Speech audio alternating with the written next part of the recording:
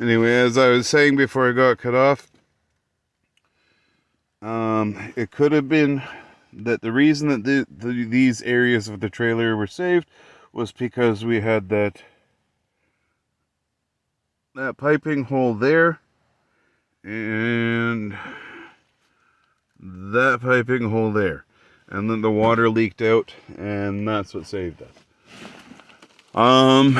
What else can I tell you about this project? I'm just gonna go to the very end to give you, I can't even give you some idea to what it looks like the whole way down because insulation's in the way, go figure. But I will have to say that I did find some dark humor in the fact that at the very end of this trailer, where there was almost no work to be done at all, that this is the place where I have the most headroom. Like, fuck my luck. Over where there was the most work to be done was the least amount of headroom. And here, at the very, very end, and both because the road slopes down and because the trailer slopes up, I don't know, I could sit cross-legged, hunched over there. Not anywhere where I'm filming this from, which is 2 meters away from that. No chance. That's I hate to say that's ironic, because fuck, I hate hipsters. Anyway, I don't know what else to tell you about this. I think we'll make our way back.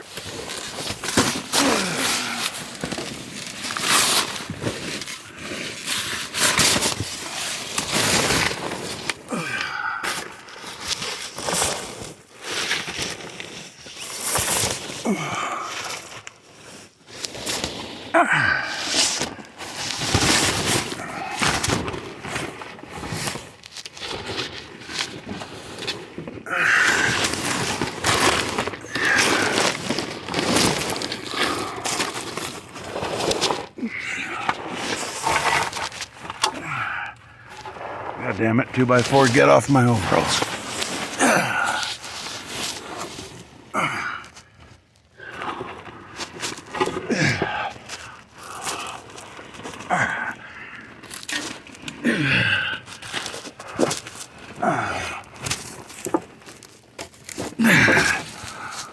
Alright, over the ship height, and we know the drill.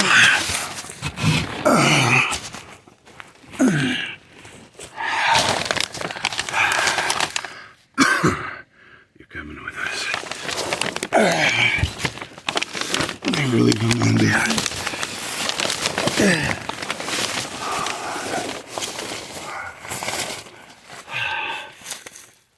Hold on.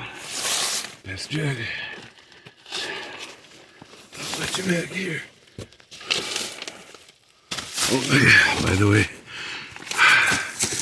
a trick I found, which is useful under these, you can't really tell, but it also wraps around, as you would see, is to always try and keep your tools in a crowded small space like this by a beam or whatever, for no other reason that they become lost super easily, because it's hard to there's lots of shadows here. Your tools get lost in the shadows if you throw them back to the same place, and it's easy to lose tools. If you keep throwing them back to the place, then you know to go back to a certain place to find them. And piss jugs. Always have piss jugs.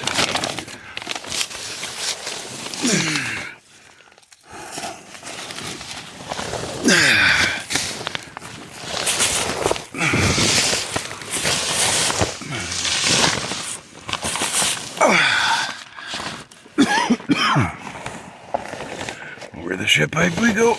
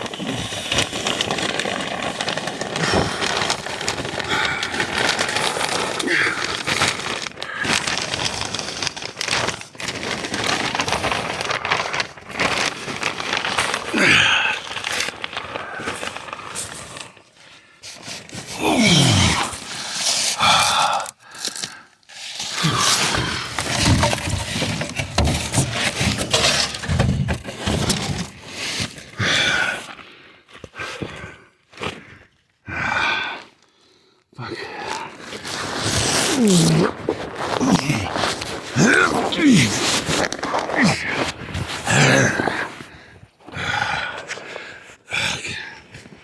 Never gets old. The shine never wears off that.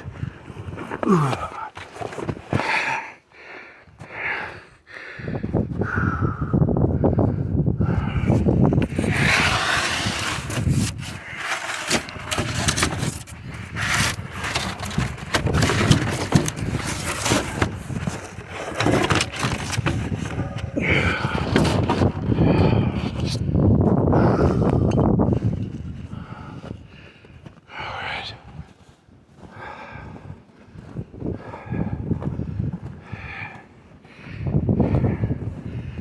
Here's my broken window. I need to fix at some point.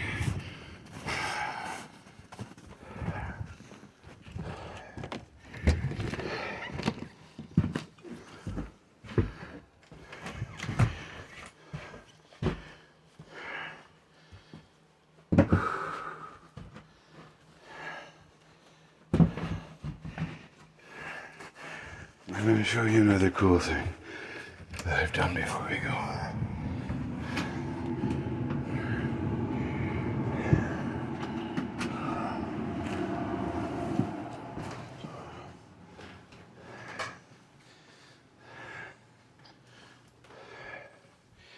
So aircraft mechanics would end up with a propeller that's been damaged.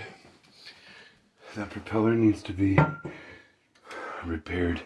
It needs to be bulletproof. It needs to not fail, because if it does, and there's a pit where the propeller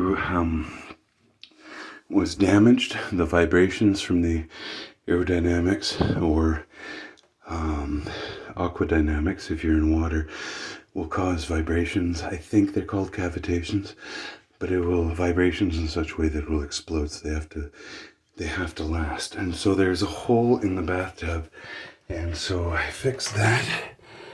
I don't know if you can see that. There it is, down there. So by mixing crazy glue and baking soda, you can end up with a watertight, airtight, permanent seal. And so the way that you do this is if you had a hole all the way through, you put some backing on the back. It doesn't matter what it is. Could be paper, could be cellophane, anything, doesn't matter. I'm dripping crap off my gloves here. But again, this is the area that we're talking about. You just have to have a backing that would take something for it to grab onto, and you could just keep building out and building off of that. And so you put a layer of crazy glue. And I found the trick is to have a tablespoon or teaspoon, doesn't matter, baking soda is cheap. Go with a tablespoon. Tablespoons full of baking soda at the ready. And so you fill it up, and as soon as you have a layer on it, you take your tablespoon, you just, boom, you just dump it on there. And if you didn't get it all, just immediately scoop it up, boom, throw it again. As many times as it takes, it's totally covered in baking soda, and you won't have long, because it's a super, super fast acting, super strong epoxy. And so once that layer is cured, which again is going to take seconds, not minutes. And once that layer is cured, you put another layer of crazy glue, boom, you hit it with baking soda again. You just keep doing that, and you keep doing that until it builds out. And this I just filed out with an emery board to make it the same dimension. I didn't hit it. I could have made it perfectly smooth. I didn't, because I would have started scraping into the tub if the tub's finish, if you will. But I would recommend, I told my kids, like, if you guys are going to paint, you sand it a little bit more, make it a little bit more smooth, a little bit more even, and then paint over it. Like, yeah, no, it's fine. They're happy. They don't care. But works super well. It's a permanent fix. It's watertight. It's airtight. So use that trick for anything. So, like I said, this time has sucked. But I'm going to show you very quickly what makes it all worth it. If you can see in the dark.